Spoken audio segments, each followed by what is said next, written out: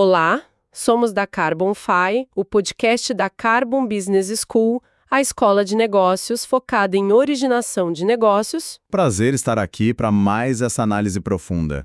Bom, hoje a gente tem em mãos um dossiê confidencial que, está circulando pelas mesas proprietárias e soando um alarme gigantesco. E um alarme que muita gente ainda está ignorando, diga-se de passagem. Exato. O documento mostra que a China, que é tipo o maior motor econômico do mundo, está em deflação. Eles estão fazendo uma verdadeira queima de estoque global. E a lógica inicial de qualquer gestão de suprimentos seria, bom, vamos aproveitar essa pichincha para cortar custos, né? Mas a missão da nossa imersão hoje é justamente entender por que o dossiê revela o exato oposto. Pois é. Comprar barato da China agora virou, na verdade, o atalho mais letal para destruir o balanço financeiro de uma empresa ocidental. É assustador. E o nosso objetivo para quem nos ouve hoje é desempacotar isso, entender por que o enfraquecimento chinês não é um problema de crédito imobiliário lá longe, mas o colapso de um modelo de crescimento inteiro que sempre foi ancorado em emissões de carbono. Perfeito. Essa é a aflição central da macroeconomia atual, sabe?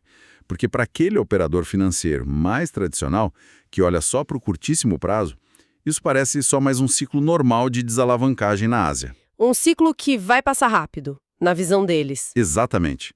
Mas quando a gente aplica a lente do risco de transição climática e, claro, da responsabilidade fiduciária de longo prazo, aí a leitura muda drasticamente. As placas tectônicas da economia global estão se movendo. E como é que a gente protege o caixa de uma empresa quando o maior consumidor de commodities do planeta ameaça inundar o mundo com produtos absurdamente baratos, mas altamente poluentes? É a pergunta de $1 milhão. Porque o mundo operou por décadas sob a premissa de que a China seria um motor infinito de demanda e produção barata, né? Só que essa premissa simplesmente quebrou. Quebrou total. E os tremores não são só econômicos. De jeito nenhum. Eles carregam um peso regulatório gigantesco que, quer dizer, já está reconfigurando as cadeias de suprimento globais agora mesmo. Então vamos desempacotar isso desde a base. Para entender essa ameaça global, a gente precisa olhar direto para a sala de máquinas lá da economia chinesa. O que exatamente estourou por lá? Bom, o Banco Popular da China, o PBOC, está num alerta sísmico. Eles estão tentando injetar liquidez no sistema de todo jeito, baixando juros, facilitando o crédito. Mas o dinheiro não flui para a economia real, né? O velho manual de estímulos deles parou de funcionar. Exato. O que está acontecendo é uma clássica recessão de balanço, só que numa escala sem precedentes e com um agravante ambiental massivo. Explica um pouco melhor essa dinâmica da recessão de balanço para nossa audiência. Claro. Durante anos, a receita chinesa parecia infalível. Para crescer o PIB, bastava construir cidades fantasmas, erguer pontes, ferrovias a qualquer custo. Tudo movido a carvão e aço muito baratos. Só que chega uma hora que a conta chega, né? Chega. O país bateu num nível de saturação estrutural. Não tem mais demanda para tanta infraestrutura. Então o PBOC baixa os juros para tentar estimular, mas esbarra numa barreira financeira e psicológica. A população vê o valor dos imóveis despencar e entra num modo de poupança defensiva. Ninguém quer consumir. Ninguém consome. E o setor privado, já afogado em dívidas desse boom do passado, simplesmente se recusa a tomar novos empréstimos. Tipo, para usar uma analogia aqui, tentar estimular a economia chinesa hoje é como acelerar um carro superpotente com o pé fundo no acelerador, mas com a marcha no neutro. É bem por aí mesmo. O motor faz um barulho ensurdecedor, queima combustível fóssil adoidado, levanta uma nuvem de fumaça, mas o carro não sai do lugar. Perfeita analogia. O esforço trilionário não vira atração econômica. Mas a economia deles é gigantesca. Eles não podem simplesmente desligar os motores e fechar as fábricas, entende? Porque isso geraria desemprego em massa e convulsão social, certo? Exatamente o que o governo central quer evitar a todo custo. E aí a gente chega no ponto de virada perigoso para o resto do mundo. Como o mercado interno não absorve esse mar de aço e painéis solares, a solução foi o dumping. Exportações predatórias. Isso. Eles pegam toda a superprodução e mandam para o exterior a preços que muitas vezes estão abaixo do próprio custo de fabricação.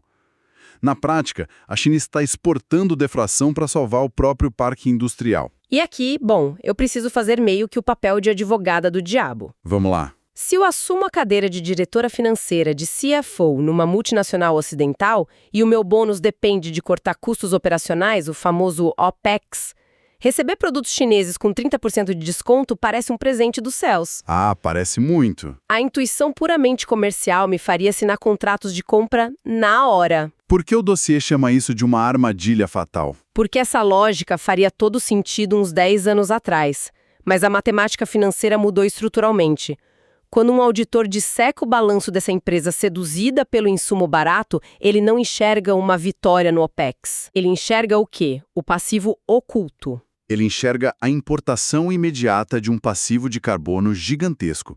Aquele aço com desconto foi feito em fornos super ineficientes e, sob as novas regras globais, essa poluição asiática entra compulsoriamente no balanço de quem comprou. O temido escopo 3, né? Exato. As emissões da cadeia de suprimentos. Nossa, é muito visual isso. É como comprar um imóvel a preço de banana num leilão, achando que fez um negócio da década, sem saber que ele vem com uma herança de dívidas de IPTU impagáveis. A conta vem depois. E o oficial de justiça já está batendo na porta. Essa dívida ambiental destrói o balanço através de uma mecânica bem clara, usando o modelo de fluxo de caixa descontado, o DCF. Como funciona essa engenharia financeira do desastre na prática? Bom, a dívida de escopo 3 não é mais só um problema de marketing. Quando um container cheio desse produto chinês tenta entrar na Europa, por exemplo, ele bate de frente com o CBAM. O mecanismo de ajuste de fronteira de carbono. É basicamente uma barreira tarifária, um pedágio climático. Isso. O imposto é cobrado direto sobre o carbono emitido para fabricar aquele item. E ainda tem as NDCs, as metas nacionais dos governos ocidentais.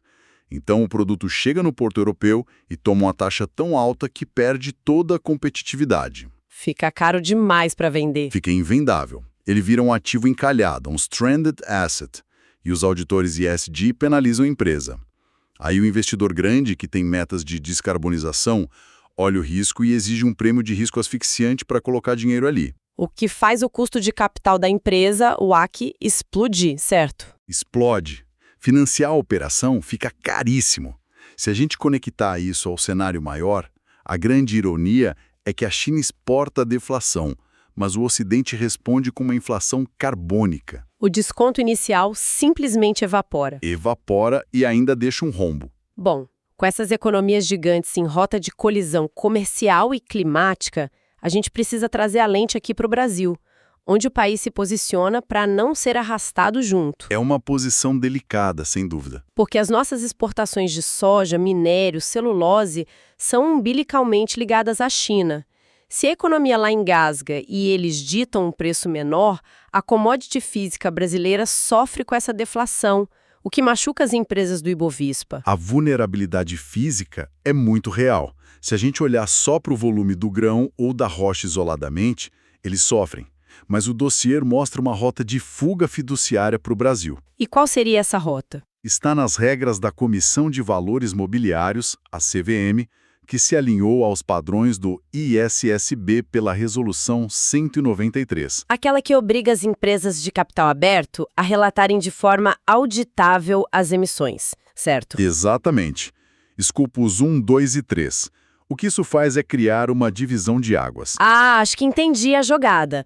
Enquanto a commodity tradicional, aquela sem origem comprovada, perde preço pela falta de demanda chinesa, a commodity com risco climático zero ganha um prêmio pela escassez. O famoso greenium. Você mata a charada. O mercado premium passa a pagar não só pela molécula da soja, mas pela integridade climática embutida nela. É uma arbitragem contábil fantástica. Ou seja, o agronegócio e as mineradoras que provarem essa eficiência verde conseguem descolar os balanços da crise asiática. Eles se blindam completamente e passam a vender para quem realmente paga por isso. Mas espera, e se a gente pensar no comprador? A Europa a gente sabe que quer pagar, ou melhor, precisa pagar. Mas e a própria China? A indústria tech deles não precisa disso. Precisa e muito. Pensa nas fábricas de veículos elétricos e painéis solares na China. Eles precisam exportar para a Europa. Mas, para fugir do imposto de fronteira europeu sobre o aço sujo, eles estão desesperados por matérias-primas limpas para o próprio balanço deles. Nossa, então a própria China compraria o commodity verde brasileira mais caro para limpar o passivo contábil do carro elétrico que eles vão exportar. Precisamente. E o Brasil, com energia renovável e essa regulação forte da CVM, se torna o fornecedor perfeito para essa tecnologia chinesa. Na teoria, isso é lindo. Mas vamos pensar na prática, no produtor lá na ponta.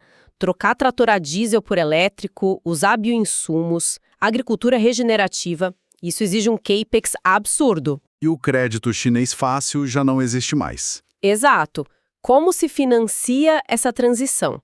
E aqui, para quem nos acompanha, é que a coisa fica realmente interessante, porque entra a engenharia da Faria Lima. Abre essa caixa preta pra gente. Vamos lá. A inovação estruturada na Faria Lima é genial. Os originadores estão desenhando FIDICs, os fundos de investimento em direitos creditórios, e CRAs, mas com uma roupagem estritamente verde. E como funciona essa captação no detalhe? A empresa ou a fazenda emite esses títulos. Como eles provam por auditoria que o dinheiro vai só para o capex verde, o mercado de investidores, que precisa cumprir metas ESG, cumpre essa dívida aceitando uma taxa de juros menor.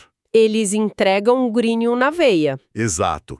E a empresa injeta esse capital barato na operação, eletrificação, recuperação de solo. Como um financiamento imobiliário, né? Se a casa tem painel solar e reuso de água, o banco dá uma taxa de juros bem menor, porque o risco de um morador não pagar a conta cai drasticamente. Perfeito. O financiamento fica barato porque o risco climático futuro é atenuado. Mas a grande sacada de proteção na tesouraria é o hedge climático. O uso dos créditos de carbono gerados. Isso. Essa transição física certificada gera créditos de altíssima integridade. A tesouraria não guarda isso na parede.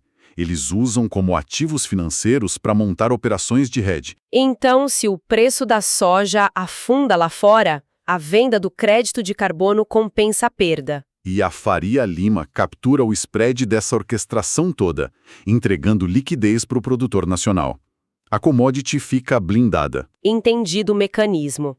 Agora, para fechar nossa análise, como fica o mapa global nos próximos, digamos, 12 a 36 meses? A projeção tática do dossiê aponta para uma reconfiguração brutal. O capital institucional vai abandonar setores ligados ao carvão chinês. É a era do friendshoring, nearshoring e principalmente do greenshoring. O risco regulatório de ficar na Ásia ficou incalculável. Totalmente. Isso vai gerar um fluxo formidável de investimento estrangeiro direto, o IED, direto para o Brasil. Porque o Ocidente quer reindustrializar, mas não pode poluir em casa.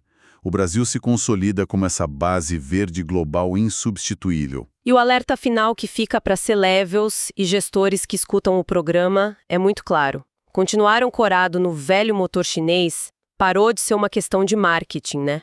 É um risco sistêmico de insolvência. É um risco fatal. As empresas precisam auditar urgente a dependência que tem da Ásia e usar esse crédito privado verde brasileiro para se transformar. O prêmio agora é de quem oferece eficiência generativa, não passivo importado. O que nos leva a um pensamento provocativo final, para todo mundo ruminar. Durante décadas, a métrica de sucesso de uma operação de importação era estritamente o menor preço na planilha. No custo pelo custo. Exato. Mas diante dessa inflação carbônica, será que essas planilhas de risco que ainda ignoram o passivo de carbono embutido num container baratinho, não estão, na verdade, calculando a data de falência dessas próprias cadeias de suprimento?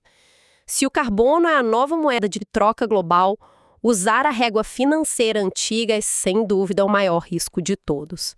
E para mais conteúdo sobre o mercado de crédito de carbono, siga a Carbonfy para se manter sempre atualizado.